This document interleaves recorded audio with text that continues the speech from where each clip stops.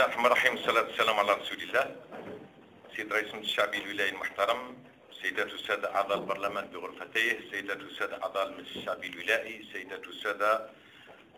إدارات الدولة، رؤساء الدوائر، مدراء تنفيذيين، سيدات والسادة منتخبين محليين، سيدات والسادة أعضاء الأسرة الإعلامية، سيدات والسادة الحضور الكرام، السلام عليكم ورحمة الله تعالى وبركاته. أزول فلاوني، سعيد أنا بتواجدي اليوم معكم في هذه الدورة العادية لأول مرة منذ تعييني من طرف السيد رئيس الجمهورية على رأس ولاية تيزي وزو المجاهدة،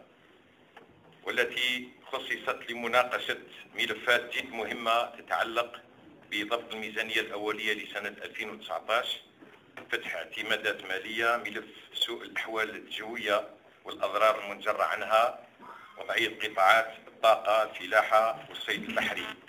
دون أن أنسى النقطة المتعلقة بمدى تنفيذ مداولات المجلس الشعبي الولائي رقم 25 مؤرخة 17/2/2014 متعلقة بالتسوية القانونية للإيقاف الصناعي، والمداولة رقم 60 متعلقة باسترجاع العقار الصناعي. سيد الرئيس المحترم، سيدات والسادة الحضور الكرام، من المؤكد أن كل هذه النقاط مدرجة في جدول أعمال دورتنا هذه، تأتي تتمة للعديد من النقاط التي سبق لكم دراستها خلال دوراتكم العديدة السابقة. إن اهتمامكم واهتمامنا هو نفسه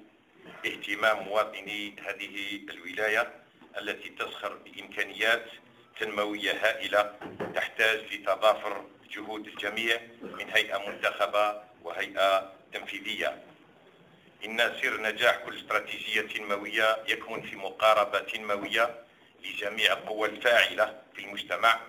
بغية التنسيق بين جميع الفاعلين من منتخبين محليين ولائيين ووطنيين من جهة، وإطارات الهيئة التنفيذية من جهة أخرى، بإشراك جميع الفاعلين بالمجتمع المدني. نظرا لكون المنتخب هو النواة الأساسية والفاعلة لأي تنمية محلية، كونه في احتكاك يومي مع المواطنين، أغتنم هذه الفرصة ومن هذا المنبر لأجدد مرة أخرى ندائي ولجميع إطارات الولاية للعمل بالتنسيق والتشاور مع المنتخبين، كل حسب موقعه، والإصغاء لهم وأخذ اقتراحاتهم المقدمة بعين الاعتبار تجسيدا لمختلف البرامج التنموية خدمة للصالح العام. إن تجسيد كل هذه المشاريع سيكون له لا محالة أثر إيجابي مباشر يرفع من المستوى المعيشي للمواطن ويحسن من محيطه المعيشي. أخيرا أتمنى كل التوفيق والنجاح لدورتكم هذا، والسلام عليكم ورحمة الله تعالى وبركاته.